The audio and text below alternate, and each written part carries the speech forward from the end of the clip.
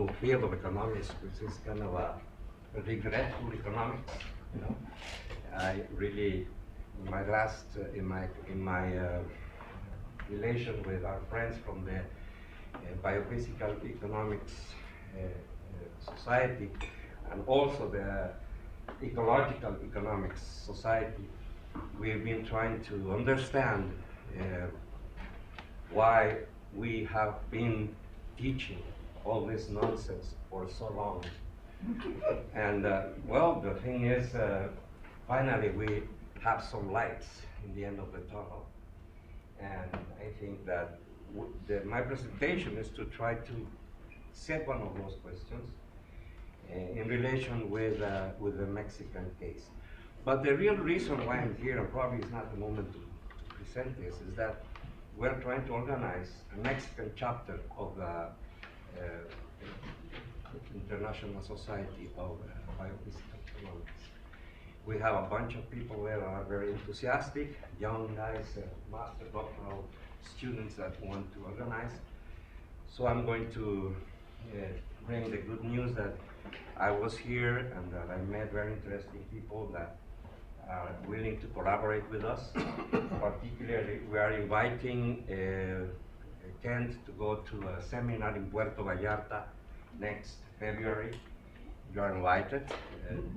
We're having a week in the beach to discuss about economics and the biophysical aspect of economics.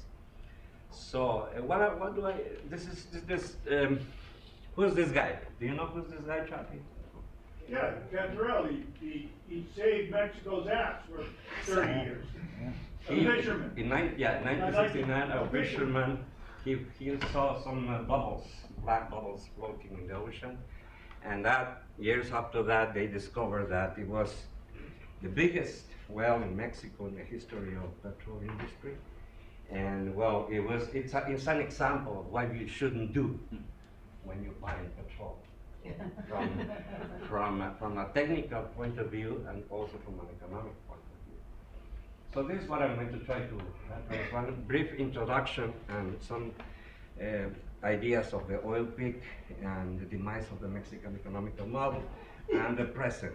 What's going on now? Okay. So what's my purpose? Well, to understand the relation between water and energy was not easy for me because I'm, as I said, my profile is a hardcore economist. But I had the chance to go to several meetings now in these last years in the Economic Commission for Latin America of the UN in Santiago de Chile, where they have this new thing. They call it the nexus between water, energy, and food. The thing, the officials get together and try to understand what's the relation between these three things and what government should do in order to guarantee the efficient use of the three things. And so what they come up with this report, whoever is interested in this report, I have it, I can share it with you. And it's like a recipe of public policies, so we don't do what we have been doing the last 50 years, which is either we develop the energy sector, and then by doing that, we really harm the water sector, and we don't get any food, or either we get food, and we destroy the energy sector, and we don't have water. So how to deal with both things, how to plan the development so we can have everything connected. That's what they want to do. So that was my first approach to this. And well, I tried to bring the issue of the biophysical limits of development in the conference last February in the main auditorium of the CEPAL, of the ECLA. And they just didn't listen to me. They isolated me. They didn't even want to talk to me because I told them that how could they be planning about the use of energy if we have no energy anymore? So all this effort, all these people, all these discussions, all these documents don't have one single word on the crisis of the petrol in Mexico or any other country.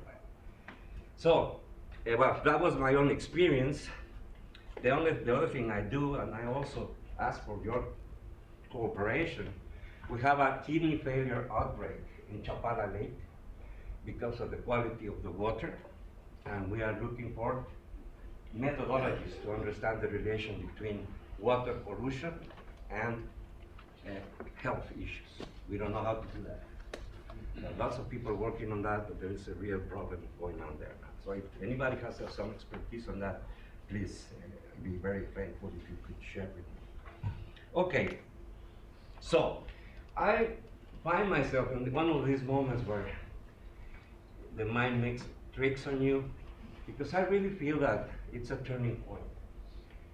My goal here, and with Charlie, is to try to bring a course on biophysical economics in a university that has 160,000 students. That's our goal. How we're going to do that, I don't know. My campus is a 16,000 students campus, and it's only oriented to economic and administrative sciences. And that there we can do it. And we are going to try to, we have already the books, the bibliography, but the project is to have all this done in this huge university, and also in the government, in governmental offices with the candidates. Now we have, as you probably know, we have a federal, state, and local elections. Day before yesterday, we got the debate, presidential debate. We are copying your system. Before, we didn't have it. Now, probably when Hillary and Trump had this debate, we enjoyed it very much in Mexico. So we decided to have the same show in our country. And so we had our candidates telling each other how bad they look, what crooks they are. But there was no single word on energy or development or anything. Just, attacks, personal attacks, even by the way they look, by the way they talk. But it was really discouraging, because you can at this point, it's very little what you can say about what they're going to do, whoever gets into office. We didn't know. Okay, so this is important for us, because when there's a vacuum of information, then there is an opportunity to bring your ideas. And the elections is 1 month ahead. So I'm going back to Mexico, to Guadalajara, Monday at 9. You can follow me in the radio Universidad de Guadalajara. I have a 1-hour interview with the candidates. I'm gonna tell what I heard here. And I'm gonna say that we urgently have to think about a different way of dealing with our future. Because the way we are setting the things, the projects, the programs, the development programs, not taking under consideration what we're going to see, it's really suicidal. And I'm talking about the next 5 years, not 20 years or 30 years. Okay? So, and the other thing very important is that we have a huge social crisis. Probably some of you guys know that we have had more casualties in Mexico in the last 6 years than all the casualties of American soldiers in the Afghanistan and Iraq war taken together in the last 5 years. Everybody's talking about Venezuela. If our problems got the attention, the media attention of what President Maduro has the last 5 years, I don't know, probably our government wouldn't be in office. Because we have biofficial figures, 160,000 casualties of civilians in Mexico because of the war on drugs. That's official figures. Plus the people that are being kidnapped, the missing people, and all these things. So, some minutes ago I heard this relation between environmental degradation and social degradation. Well, there you have it. It's very far away to blame killings in the street of a kid with the degradation of with the depletion of the oil resources. But that's our job. We have to make this connection. Why is that Mexican society is falling apart? It's not because we are bad people.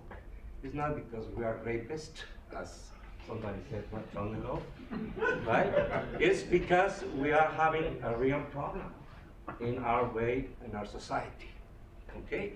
And I think ecological, biophysical economics and linking correctly the biophysical aspect with economics can give us a lot of clues to understand this problem. Okay, so cheap oil and social structure.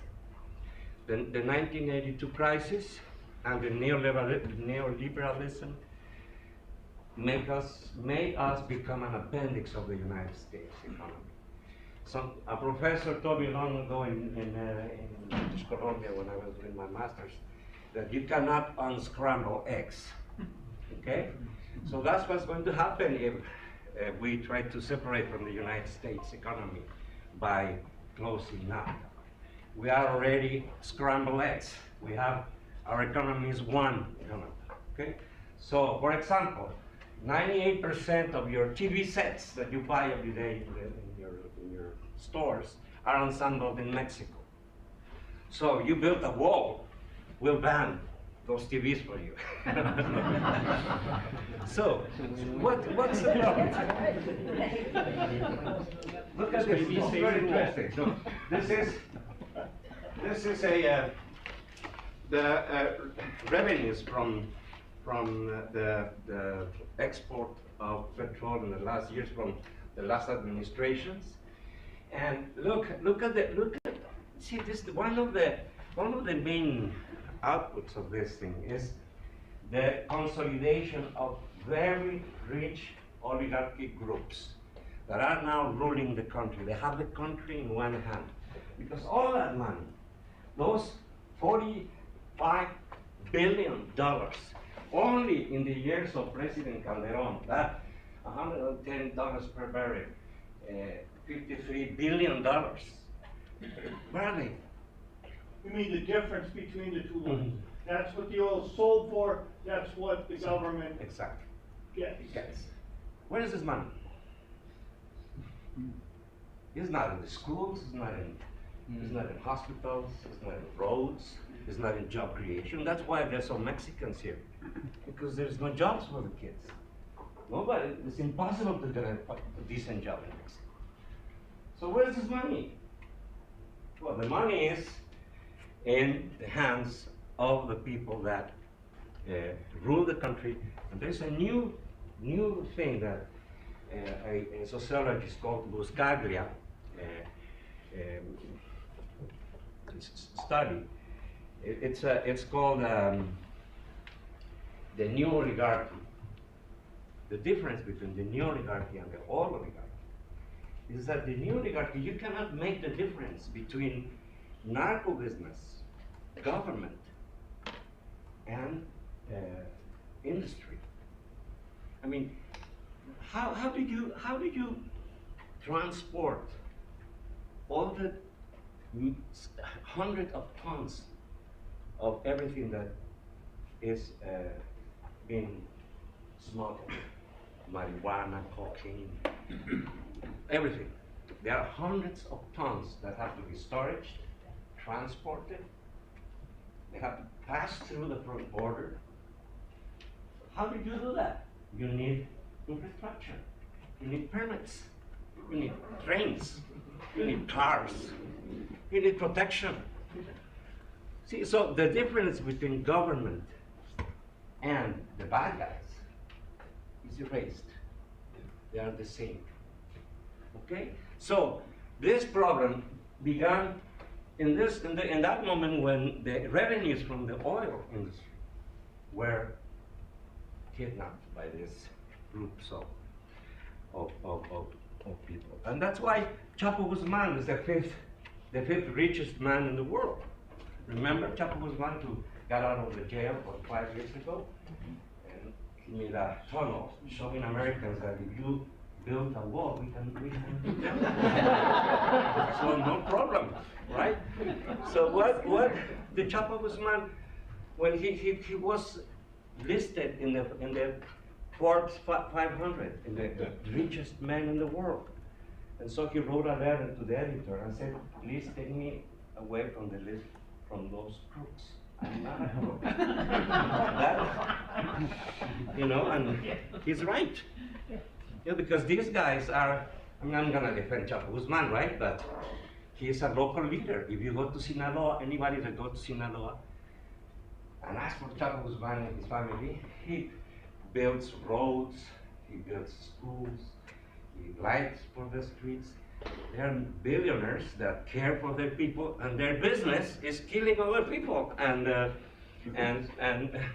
bringing cocaine and marijuana to the United States.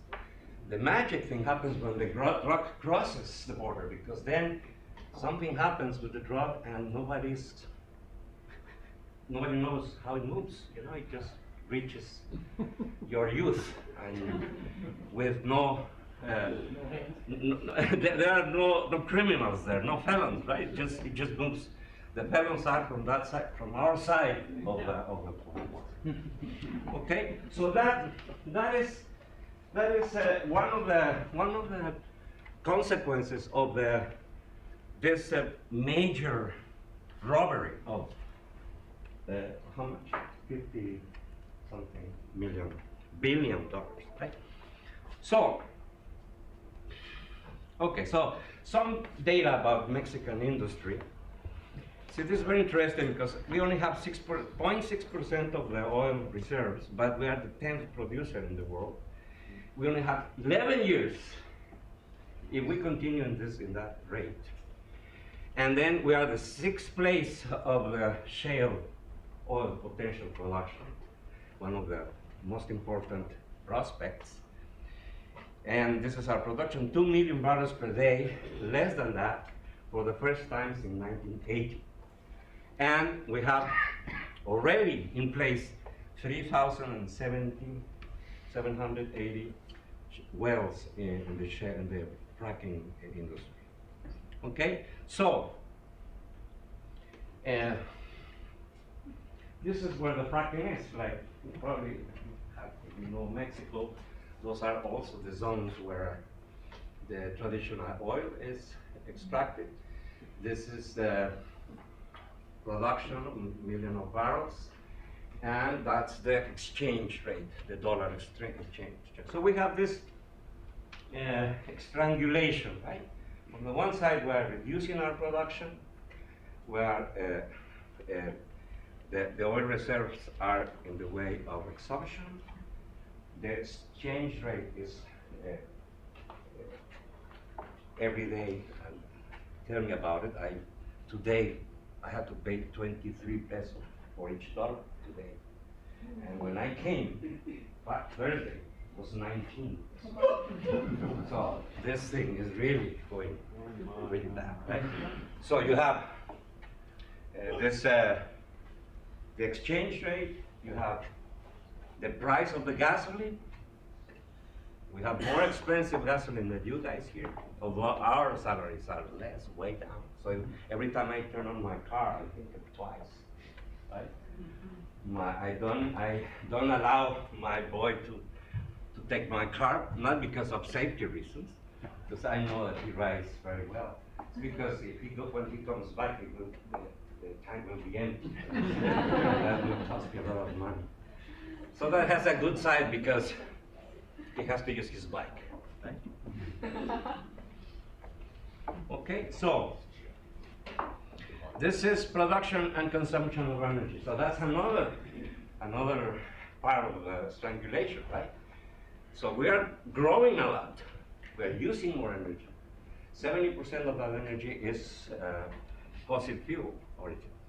So we're exporting a lot. But what we're exporting, most of the things we are exporting are American companies that have their plants in Mexico that are exporting to yourselves. They are not Mexican companies. We have 3 million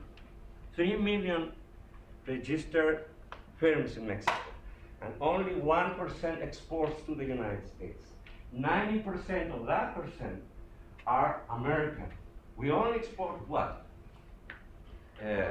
Beer. Tequila. Tequila. The tequila is not Mexican. That's that's the worst thing that happened to Mexico, right? Tequila was bought by cigarettes. We have no tequila anymore. We have no maize. We have no beer. Beer was bought by, what's the Dutch? The Dutch firm? Heineken. Okay? So the only thing that the Mexican companies, which are those guys, you know, the guys that got the 45 billion, right? They export what? They export auto parts, some electronic, the maquiladoras, right? Something.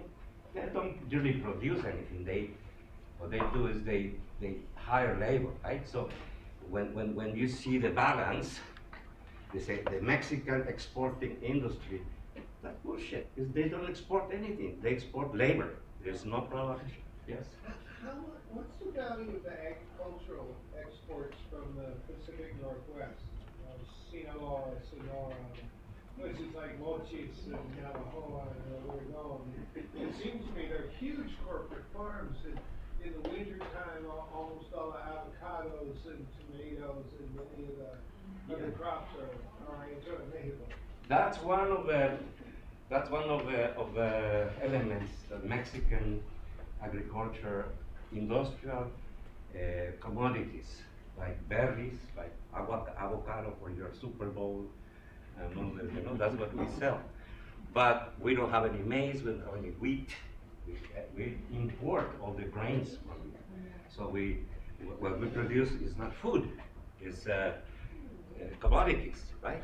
We are dependent on the maize you sell to us. So when you go to buy tortillas in Mexico, you like tortillas, you like a tamal or something like that, and you don't buy it in the correct place, you're gonna buy maize that you guys use for forage.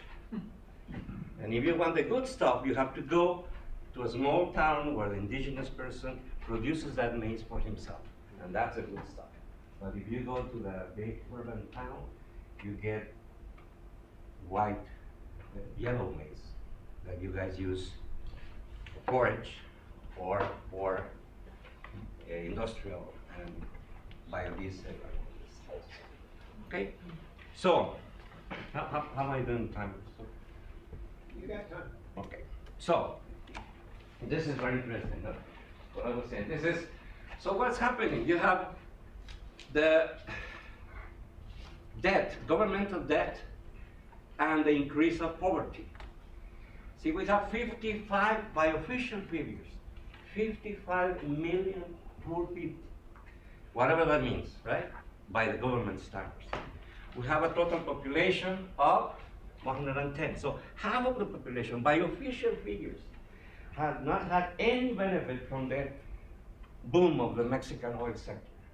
What they have is the yellow line there are people in extreme poverty. 10 million people in extreme poverty. That means that they didn't have breakfast today.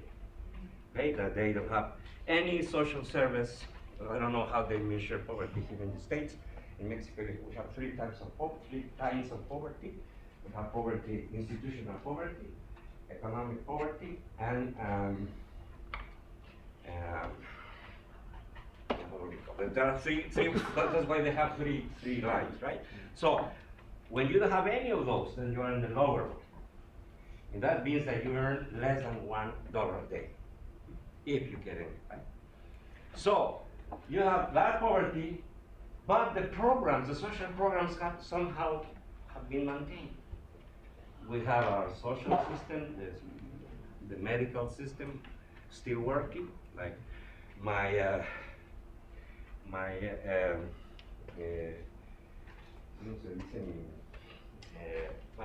he works with me. He's a student that just had his degree. He's helping me with my research. He's got kidney failure. He's one of those kidney failure kids. And he gets his treatment from the federal system. And if we didn't have that system, he would have died, because the medicines and the machine you need to change the water from your kidney costs about, I don't know how many thousands of pesos. He doesn't have that. So the system still works. So where is the money coming from? If there's if the petrol sector does not give any more, the share of the budget, of the governmental budget that comes from the petrol sector has been reduced. So the maintenance of the social programs is product of the growth of the debt. We have a huge debt, federal debt to foreign banks, and we have also in the top you have the reduction of the participation of the petrol sector in the financing of public programs. You have the increase of gasoline prices, and you have the increase of taxation to consumption in Mexico. So what happened was that the money that the petrol company used to give us, like near 40% of our mental expenditure was financed by payments. Well, that's over. So what they did was to change that with taxes for the population and increase of the price of gasoline, which is another kind of tax, right? And the debt, public debt. How long is this going to last? Well, we have elections in 1 month, and the presidential candidates have difference on this, but what they don't have difference is on the real problem, which is that we don't have any more oil. So there are dreams. You say they're in denial? They are in denial. All. All of them. Myself, I think that Andres Manuel Lopez Obrador is going to win. It's like our Bernie Sanders, right? He's 55 today in the morning, 55% of the intentions of vote. That's unbelievable for Mexico. Nobody explains why this is happening. Right? And okay, so the last thing I wanted to tell you is, what about Trump? What about NAFTA? Well, you know, I'm not going to defend your president, of course. He called us very bad names, right? But I agree with him in two things. First, we should stop NAFTA. NAFTA is a perfect opportunity for us to say, stop. This is not good. We have to think about what to do now, because the model has done this to us. And you are suffering too, because all this migration that is taking your jobs away is because we don't provide work for our kids. So we have to create a new solidarity between your workers without jobs and our workers without jobs. Our national producers and your national producers in a solidarity way, so we can build another way to relate economically between our two countries. So I think it's a good thing to stop now. The second thing is about his, of course, one day he calls us really bad things, and the next day he says, or your president, that Mexicans should have higher salaries. Right? Yeah, I agree with that. Only as economists we know that you cannot do that just by saying, and you need a lot. But the idea that we need to take under consideration the distribution of wealth between workers and the capital in the new agreement, I think it's a very good idea. Okay, I want to finish by just saying the conclusions. Oil transition is on its way in Mexico. That's something that it's evident. But the government plans of the new president do not consider the real consequences of oil reserves, inflation, and the end of cheap oil, which is really the problem. They only consider immediate future. So what's going to happen in 1 year, in 2 years, when they get in office? So that really doesn't make any sense. The other thing is that, as it was said here, the change is imminent. With the president's plan or without the president, because we will run out of oil. So change is going to happen. the problem is whether we're going to have a change or not. The problem is what kind of change and how we're going to face the new situation. Unfortunately, there are no very many ideas about this. And then the space that we have for our discipline to present intelligent ideas about a new way of organizing society in a country like Mexico that include the evaluation, the kind of a budget of our resources that we still have. As you probably know, Mexico is one of the mega diverse countries. We have still lots of forest, some water, some oil still there. We have to know what do we have, and then to see what we're going to do with it, and from there plan how to rebuild our society. I really think that Mexico is now. That's what I began saying, that I feel this is like a very important moment in my life, in Mexico's life, because in 1 month we're going to decide a lot of things. And okay, and so in our small contribution in the University of Guadalajara, with your great help in of the Society of Biophysical Economics, is to try to push this agenda in the academia and also in the media and in the government. How are we going to do that? Well, I need help. Thank you very much.